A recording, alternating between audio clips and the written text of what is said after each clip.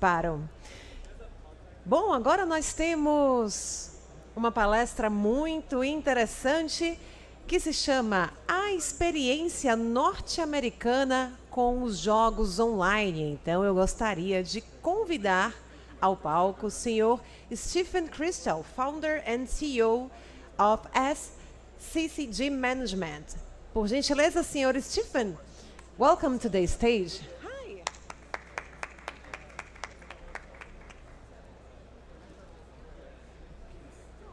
I'm good. How are you? Are they gonna? Okay. So are they gonna put up a presentation? Just in the middle to go and then to come back. So So just a second, he will put the. okay.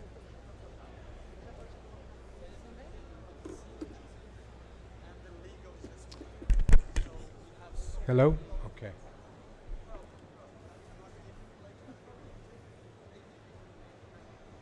Okay. I'm in South America to talk about North America. I guess I've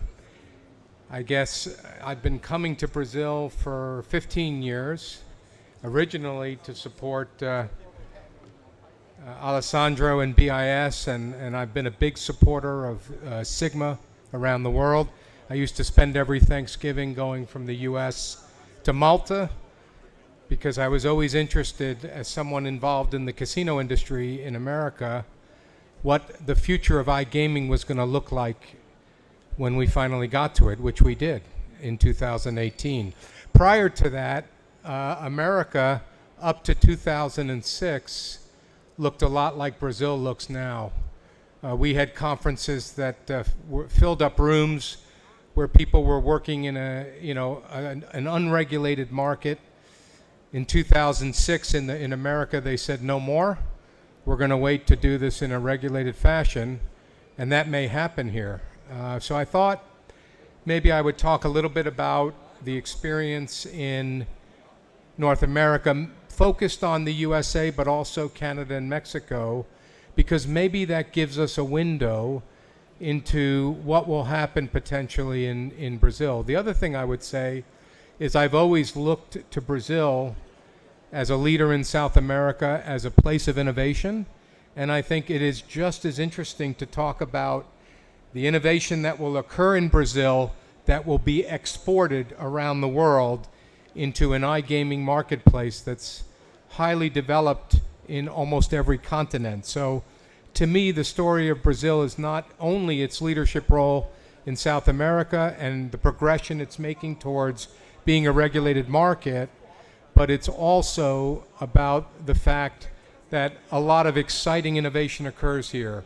And so I always keep an eye on what's happening here so that I can stay on top of what the best practices are for our industry. If we look at where we are now in USA, in 2018, the Supreme Court there said that we're no longer going to give a monopoly to Nevada, where I'm from, Las Vegas. We're not going to give a monopoly to them to do sports betting. Any state that wants to come forward and legalize sports betting can have sports betting. And from 2018 to now, we have over 30 states. Just recently, 2 more states joined. 30 states, more than half of the U.S., has approved some form of retail or online sports betting. And I think in the total handle for the last quarter was 31 billion U.S. When we look at the scale, the only thing that I think comes close to what the potential of the U.S. is where I'm standing right now. There's a reason I'm in Brazil, because the long-term prospects for a regulated market in Brazil could approach the types of numbers that we see even in the U.S. That's how exciting the progression is. So 31 billion handle last quarter alone for 30 states that are doing sports betting. When I started, I had one major partnership with a company called Betfred. We'll talk a little bit more about them. Betfred is one of the largest privately owned sportsbook companies in the world, operating over 1,500 retail sportsbooks and mobile operations on 3 continents. And Betfred was an unknown brand in the U.S. They came in with a budget to spend a couple of $100 million in order to get into business in as many states as they could get into business. At that time, there were over 150 companies trying to get into the U.S. And if we fast forward, 5 years later, we probably have less than 30 companies that are participating in retail and online sportsbook. I'm happy that Betfred is still one of them because that's where my investment was made as a partner. But think about that. 150 people came to do business and only 30 people remain, which is amazing. And when you consider that 4 companies, Caesars, who you know is a brick and mortar casino operator, MGM, who you know is a brick and mortar casino operator, DraftKings, who until 10 years ago was nothing and now is a multi-billion dollar fantasy sports and sportsbook and iGaming company, recently acquired the Golden Nugget casino, online casino brand, and FanDuel, which was a conglomeration of European companies that partnered with a U.S.-facing fantasy sports company that didn't exist 10 years ago. So when you consider that 4 companies control 80% plus of America, 5 years later, billions and billions and billions of dollars later, you're left wondering, is that the right way to have an industry where a customer might have only 4 choices in the market? And that sounds, when you consider this room filled with thousands of people participating in online gaming in Brazil, you wonder, does it make sense for a country as big as the U.S., as rich as the U.S., to have such a limited universe? I will say this, if you take a company like Betfred in the U.S., right now they're sitting at 1% of the market in the 11 or 12 states that they're live in. If they get to 2%, they're worth $1 billion. If they get to 3%, they're worth $5 billion. If they get to 4%, they're worth $10 billion. So the risks are high, but the rewards are big if you can break through in a marketplace. Now, if we switch over, I will say one thing about iGaming. Unfortunately, online casino, live casino, is only legal in 4 states in the U.S. So unlike sports, we haven't seen the same traction. And the main reason for that is twofold. Concern by brick and mortar casinos that online gaming affects brick and mortar casinos, and U.S. is very much a brick and mortar casino culture. Whereas in some markets, like Africa, as an example, or much of Latin America, the focus is online. Not so in America. So the brick and mortar casinos have a concern about online gaming. The reality is in New Jersey and Pennsylvania, which have lots of casinos, okay, 2 of the states that are legal, Michigan, lots of casinos, West Virginia, many casinos. Those states have seen both a growth year over year in the online gaming and a growth year over year in the brick and mortar. Now, is that proof that a vibrant online gaming does not affect brick and mortar? I think it's the beginning of proof that one does not cannibalize the other. There are, to some extent, different types of customers. And obviously, during COVID, there was a great incentive to have online gaming because people couldn't physically go to brick and mortar casinos. So in the iGaming grossed $1.48 billion in Q1 of 2023 with 4 states. I think you can expect that when all is said and done, you're going to have about $100 billion marketplace for online casino. And when you consider that if you add all the lottery business in America and all the brick and mortar casinos, that equals 100 billion.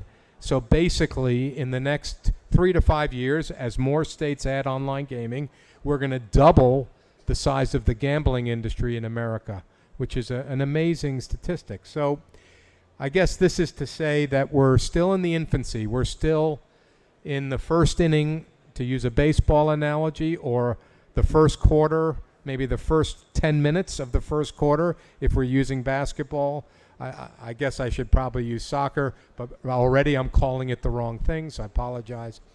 But anyway, the point is we're at the beginning, and even though 150 companies started and now there are less than 30, you can be assured that as more online gaming comes, and we're talking about chasing $100 billion, more companies will come back. So this will be a wave.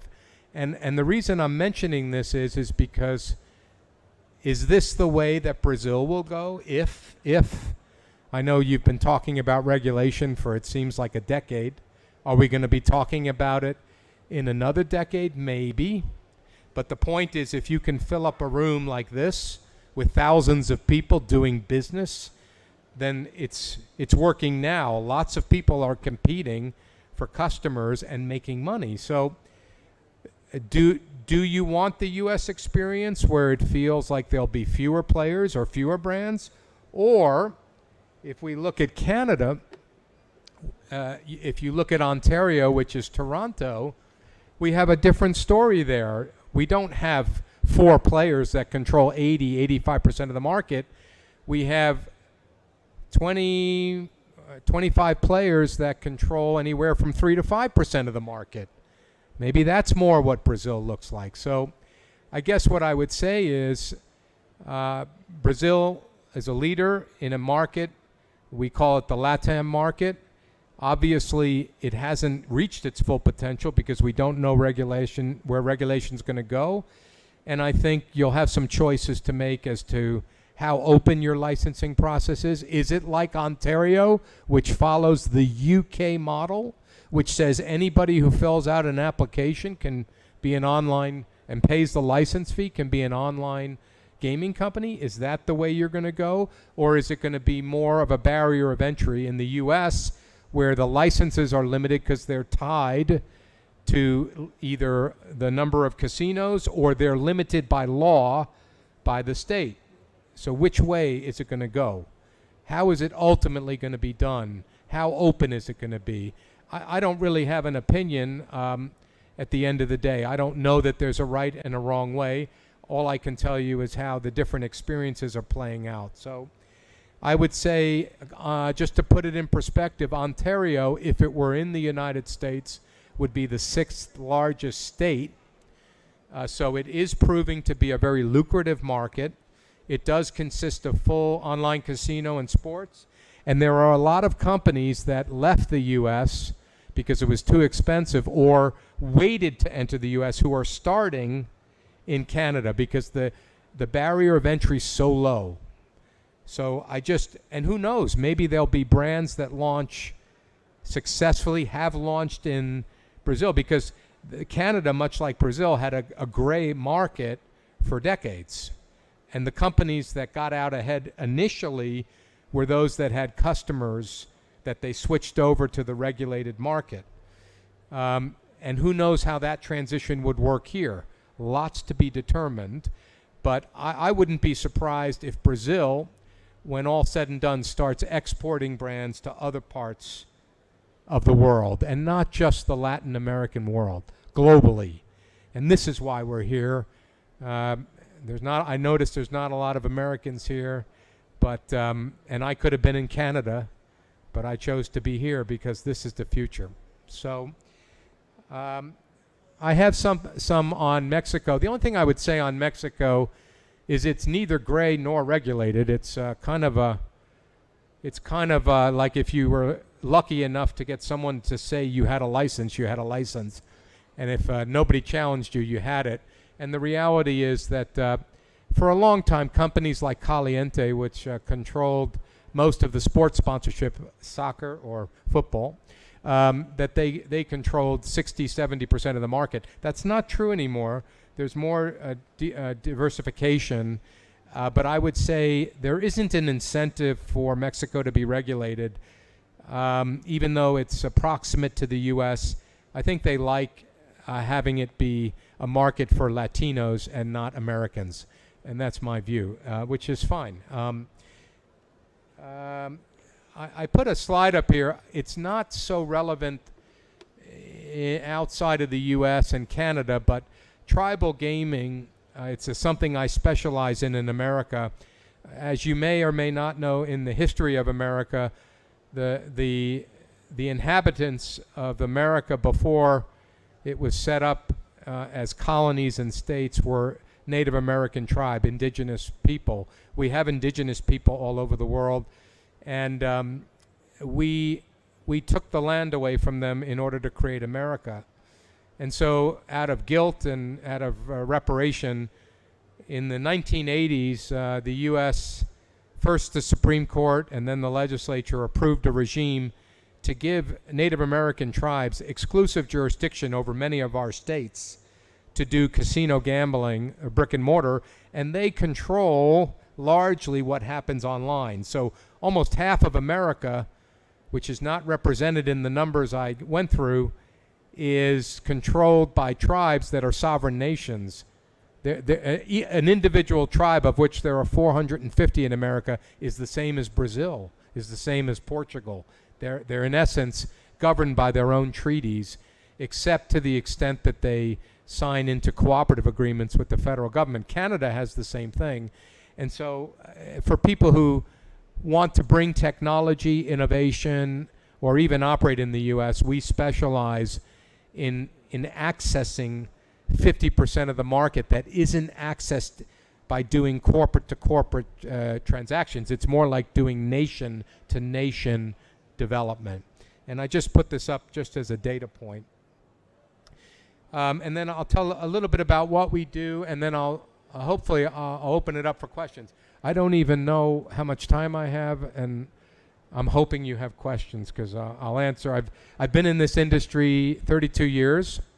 I started as a gaming regulatory attorney representing the riverboat gaming industry, which was a brand new industry. It was how casinos expanded in America outside of Atlantic City and Las Vegas, was to create riverboats in the middle of the country, and I was part of creating them. I then worked with Native American tribes to create Indian casinos in dozens of states. When I started, there were 2 states. Now there are 43 states in America that have casinos. My company, SCCG Management, is a company that I formed in order to own and operate casinos. So I used to own and operate 6 of the casinos on Fremont Street in downtown Vegas. So we employed thousands of people, and I learned the industry from working with the folks that cleaned the rooms to the people who took the coins out of the machines. That's what we did in those days. So I understand a brick and mortar casino operation, whether it's in Nevada or in the dozens of countries around the world that have them. And then when we sold casinos, I became an investor. So what you went through here, I do on a daily basis. We invest money in technology companies all over the world. We like to support people. One of the programs we have is 20 in their 20s. I really think I'm 57. I've done 32 years. I think I've got another maybe 10 years left in me to do this. But I spend most of my time now supporting young people and hoping they get the energy to support our industry, because that's a future. I just got back from 3 weeks in China and Singapore, Vietnam. I'm going to Africa after a little bit of rest here. So I believe that the gaming industry is global. Obviously, 65% of people between the age of 18 and 30 years old are Asian. So I think when we think about what's happening in Brazil, we still have to think globally, because it's one universe. There's innovation everywhere. So that's what SCCG is about. We sit in Vegas, which is a great place, but this is now my 5th trip to Brazil. I've been all over your country, and I've been to the big shows. You have more enthusiasm and excitement here than the biggest shows that occur in Las Vegas or London. So whatever you're doing, keep doing it. And if we can be a resource, whether it's lessons we've learned in other countries, the US, Canada, Mexico, or anywhere around the world that we work, or we can just be someone to bounce something off. We're very accessible, so it's good to be here, and I'll turn it over to any questions or comments. It could be on any topic.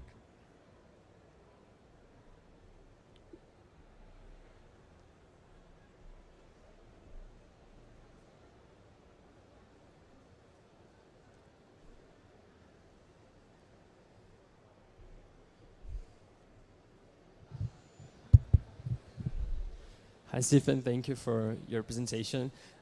You talked about Betfred, for example, and it's one of the companies that are not working in Brazil yet.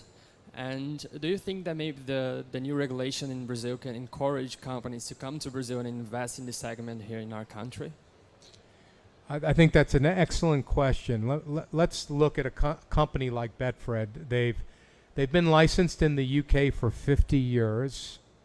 They're known for sports, which is a passion and love in Brazil. The owner of Betfred had a chance to buy Manchester United, and his biggest regret, and I know I'm not mentioning any of the Brazilian teams, but his biggest regret was not, in fact, purchasing Man U. But I'll tell you, they went to the U.S. because they were looking at the regulatory regime in UK, and they had become antagonistic to the industry. So the regulators were making the people paying their wages and giving them tax revenue the enemy. And Betfred said there's got to be a better way. And I remember getting Betfred licensed in Nevada, the hardest jurisdiction in America. And they said, we've never met such a great company.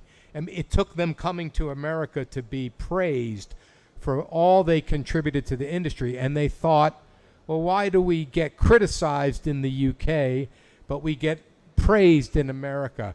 And then after that, they purchased the largest bookmaker in South Africa. So the answer to your question is, I think when it gets regulated, yes, companies like Betfred will come in, and then the politics will have to determine whether that's desirable for the people in Brazil. Because when bigger people come in, they bring bigger investment, but they also can stifle contribution. This is what's happened in America. The deepest pockets have won the day, less competition. So I guess what I would say is the more regulation, the more you bring in tier one operators. You have some of them operating here now, Bet365 and Betson, who I've worked with. So you have some tier one operators. But to be honest, Betson and 365, for example, are not as prominent in America because there's a limitation to what they can do when they're in unregulated markets. So what I would say is, I think in general, regulation is best. I mean, look at what Peru did, which is really the closest neighbor who's most recently gone through regulation. It ends up creating an even playing field. It ends up creating, hopefully, the right types of standards, responsible gaming, things that are good for society. So I don't think regulation's bad, but to answer your question, the Betfreds of the world would be way more interested and couldn't ignore Brazil if it's a fully regulated market.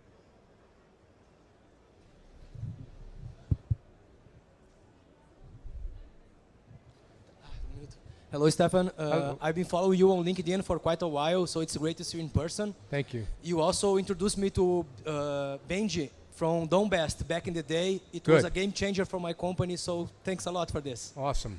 So my question is, I work with Combat Sports. We are a data provider for Combat Sports, the biggest one in the world.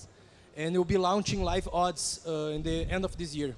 So MMA and even boxing is still considered a niche market for gaming companies. So is there any tip for gaming companies to take a bigger look on? I could probably do more for you now than I did for you in introducing you to Donbest. So what you should do is come up and see me, and maybe we'll work again together. I would say the big opportunity, data is king. in the sports book business. There aren't enough sources. Now, one of the complicating things in America, for example, is that the data companies that have paid a lot of money for official data have driven up the cost for bookmakers, and they go to legislatures and they mandate that official data is required. As you know, you don't need official data for everything, so it's an expense that's not necessary. The opportunity in America, in my view, is that we have emerging sports every day. The most recent phenomenon is Major League Pickleball, who we work with. I work with American Cornhole, which is throwing a beanbag into a hole. I work with Frisbee football. I work with putt-putt golf. These now are on ESPN. They're now things people can bet on. And one of the things that I need every day are more data providers who are willing to make an investment in emerging market in terms of sports markets.